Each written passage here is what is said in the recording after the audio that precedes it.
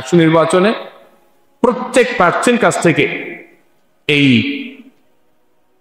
কথা আদায় করা উচিত, এই ঘোষণা আদায় করে নেওয়া উচিত যে ধর্ম পালন করতে গিয়ে শুধু মুসলমানদের না, মুসলমান, হিন্দু, খ্রিস্টান কোন ব্যক্তি এই শিক্ষা প্রতিষ্ঠানে তার ধর্মের নির্দেশ পালন করতে গিয়ে কারাগারে বাধাগ্রস্ত হতে পারবে না। কোনো মেয়ে নিজাব পড়ার কারণে নাজেহাল হতে পারবে না। এই পরিবেশ নিশ্চিত করতে হবে। আমার আজ কয়েকদিন ধরে মনে হচ্ছে যে এই বিষয়ে আমাদের বোধহয় চূড়ান্তভাবে কাজ করা অপরিহার্য হয়ে পড়েছে। সকল দল মতের মুসলমান, আপনি কি সিরাতুন নবীর লোক না মিলাদুন নবীর লোক, আপনি কি জামাতের লোক না তবলিগের লোক, এসব পার্থক্য না করে সকল মুসলিমদের এই ইস্যুটার মীমাংসা করাটা অতীব জরুরি ব্যাস।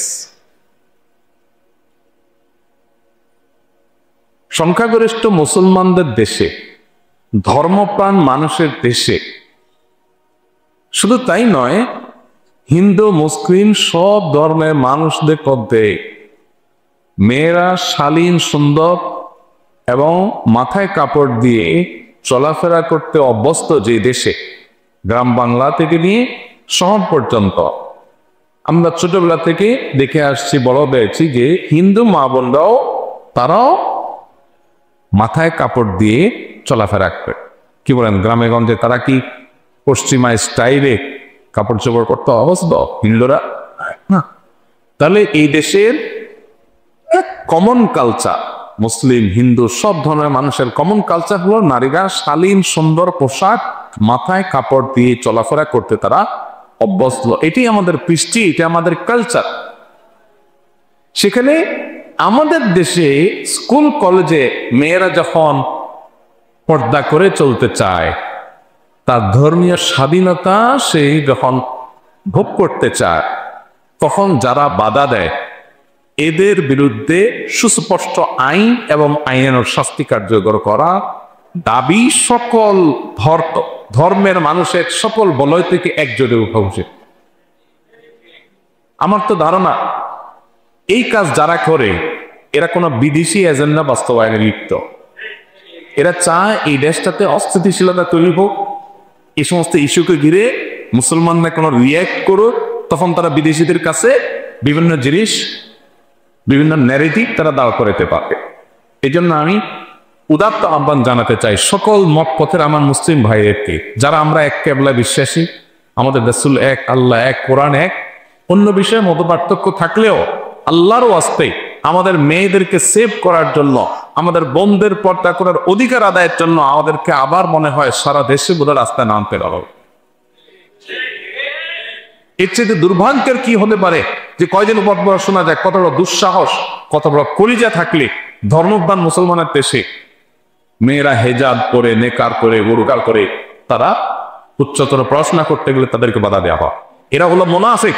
এরা একদিকে বলবে যে মেয়েরা ঘরে কেন বসে থাকে, মেয়েরা কেন জ্ঞান বিজ্ঞানে অগ্রগতি করে না, আরেকদিকে মেয়েরা যখন জ্ঞান বিজ্ঞান শিখতে যাবে তখন তাদেরকে বাধা সৃষ্টি করে। এরা হলো মুনাফিক।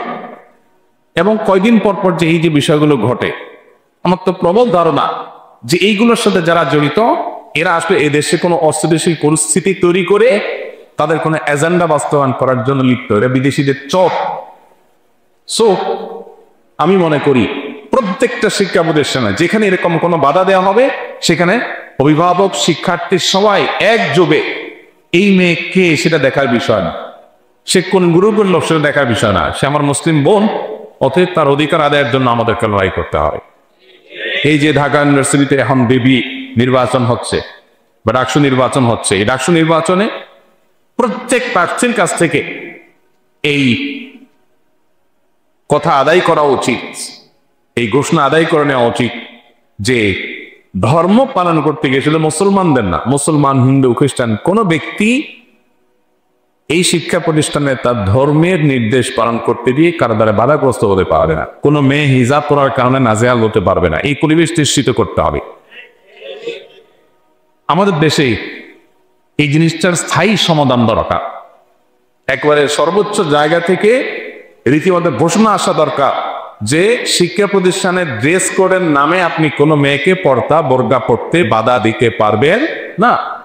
ভারতের মতো দেশে তাদের সেনাবাহিনীর ড্রেস কোডের চেয়ে কড়া ড্রেস কোড তো আপনার স্কুল কলেজে নেই আছে। সেনাবাহিনীর ড্রেস কোড যতটা কঠিনভাবে মানতে হয়, স্কুল কলেজে কি এরকম মানতে হয়? সেখানে সেনাবাহিনীর ড্রেস কোড এত কড়া থাকা সত্ত্বেও তাদের দেশে সেনাবাহিনীর ড্রেস কোড এর মধ্যে থেকেও সেখানে শিখরা তাদের পাগড়ি করতে পারে না? আমেরিকার মতো দেশে পারে। তাহলে আমাদের দেশে শিক্ষা প্রতিষ্ঠানে কোনো মেয়ে, তাকে তো বাধ্য করছে না কেউ, স্বেচ্ছায় সে যদি বোরকা পরে, সে যদি হাত মোজা পা মোজা পরে, সে যদি আপনার হিজাব মেকআপ করে, তাহলে তাকে বাধা দেওয়ার অধিকার আপনাকে কে দিয়েছে? হ্যাঁ, আপনি বলবেন আইডেন্টিটিতে সমস্যা হয়, আইডেন্টিটি এটা ইয়ে করার জন্য, চেক করার জন্য দরকার হলে যেখানে মহিলা আছে মহিলা দিকে চেক করবেন, সমস্যা কোথায়? আপনি মেশিন বসাবেন যেখানে ফিঙ্গারপ্রিন্ট দিয়ে আইডেন্টিটি চেক হবে, কত উপায় আছে। অতএব আমি রাষ্ট্রের সর্বোচ্চ পর্যায়ে পতাকাতীদের কাছে অনুরোধ করব, দেশকে স্থিতিশীল রাখবার প্রয়োজনে ধর্মপ্রাণ মানুষের মনে যেন আঘাত না হয়, তারা যেন সংক্ষুব্ধ না হয়, সেই প্রয়োজনে, এবার কেউ যাতে গোলা পানিতে মাছ শিকার করার সুযোগ না পায়, সেই প্রয়োজনে এই ইস্যুটার একটা স্থায়ী সমাধান দরকার।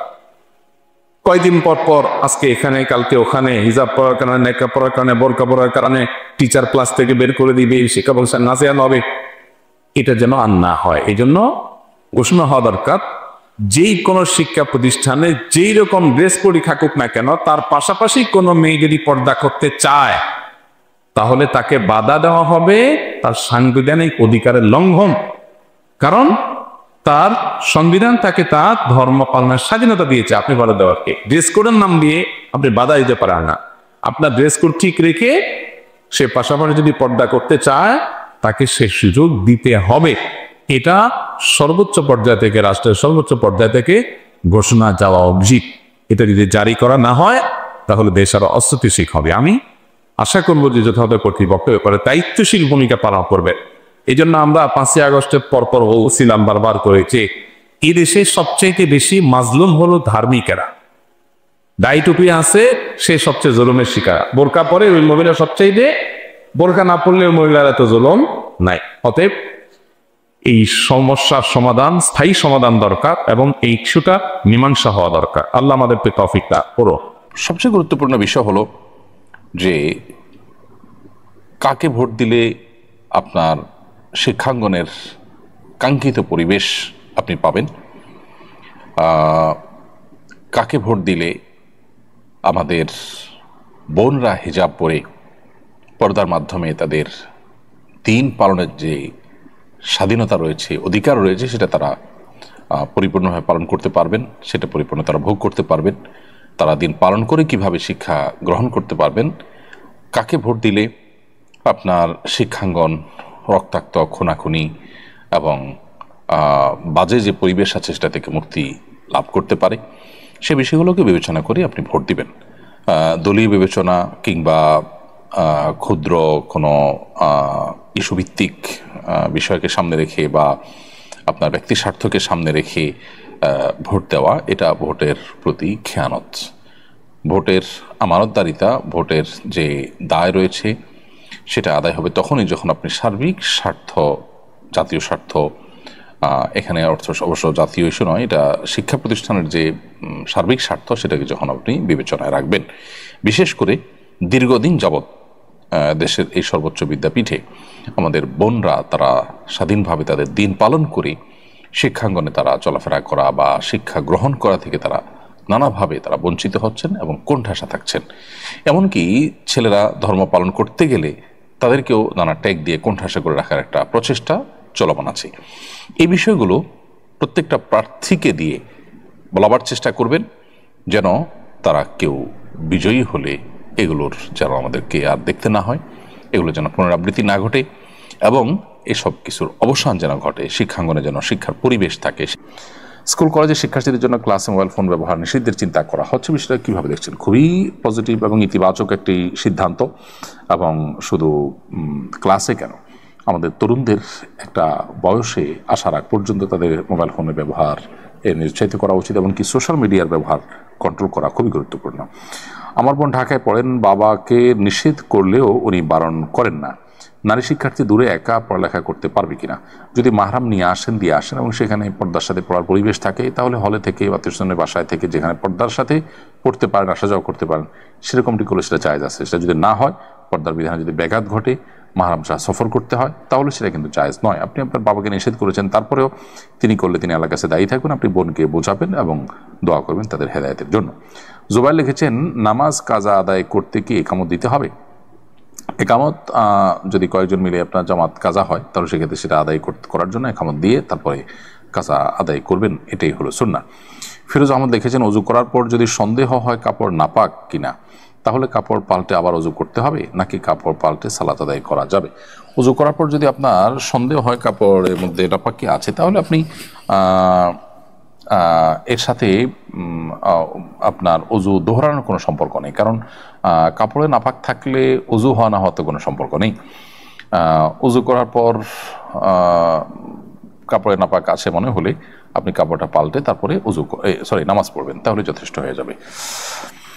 আমার দুটি প্রশ্ন। প্রথম প্রশ্ন হলো, অনুমতি ছাড়া সরকারি জায়গায় যেমন রাস্তা, নদীর পাড় কিংবা শিক্ষা প্রতিষ্ঠানের আঙ্গিনায় গাছ লাগানো এবং সে গাছের ফল গ্রহণ করা জায়েজ হবে কিনা? দ্বিতীয় প্রশ্ন হলো, অনুমতি ছাড়া কোনো ব্যক্তি মালিকানাধীন জমির মালিক অজ্ঞাত অব্যবহৃত জমির ফসল উৎপাদন করা বৈধ হবে কিনা, যেখানে জমি আগাছা ইত্যাদি থেকে পরিচ্ছন্ন থাকার কারণে মালিকের খুশি হওয়ার সম্ভাবনা রয়েছে? প্রথম প্রশ্ন উত্তর হলো যে, সরকারি এবং খাস যে সমস্ত জায়গাগুলো আছে, যে জায়গাগুলোতে আপনার ফসল হয়, শেষ জায়গাগুলোতে আপনি গাছ লাগাতে চান, তাহলে সেক্ষেত্রে কর্তৃপক্ষের অনুমোদন থাকলে সেটি জায়েজ আছে, কোনো অসুবিধা নেই। যেমন খাস জায়গাগুলোর সম্ভবত একটা নিয়ম আছে যে পাশের জমিওয়ালা সেখানে এমন কিছু করতে পারে যেটা স্থায়ী কোনো কাজ নয়, তো আপনি গাছ টাছ লাগায় সেখানে ফসল